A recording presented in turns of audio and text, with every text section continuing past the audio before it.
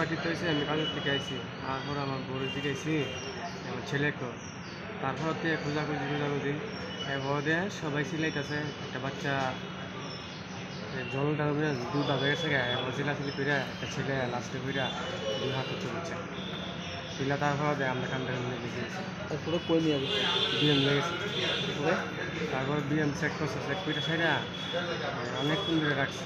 কি কইছে চেক করে? কইছে পুলিশ আইলে আমরা জিবিয়া দিব। আইজিএমে কি মারা গেছে কইছে?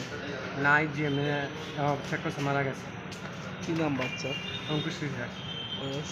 5.5 বছর। কিভাবে গেছে ওখানে? কীভাবে গেছে কবিতা মারা বাচ্চাটার সঙ্গে তো যাইতে হবে।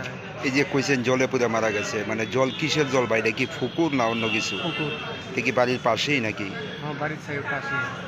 এমনকি আরো মানে আগে যাইতো নাকি পুকুরের না সামনে? না, এর আগে যেত না। গতকালকে কার সঙ্গে গেছে?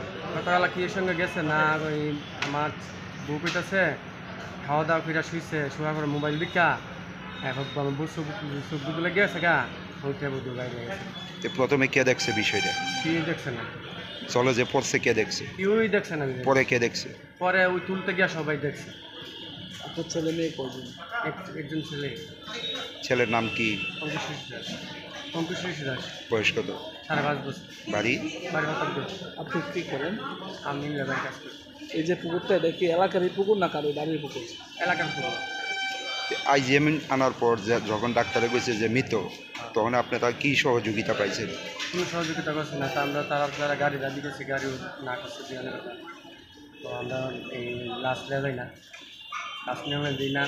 এই অনেকক্ষণ দূরে চিল্লাবেলা করছি ফেরা এবার করছি কইছে আমি কিছু টাকা দিব, 400 টাকা দিচ্ছি গাড়ি আপনার বলতে এটা কি অ্যাম্বুলেন্স দিয়ে আনছিলেন না অন্য গাড়ি দিয়ে? অন্য গাড়ি টমটম দেন। আইজিএমে তো অনেকগুলি অ্যাম্বুলেন্স থাকে, দিছে না গেলে? দিচ্ছে না গেলে তার বিষয়।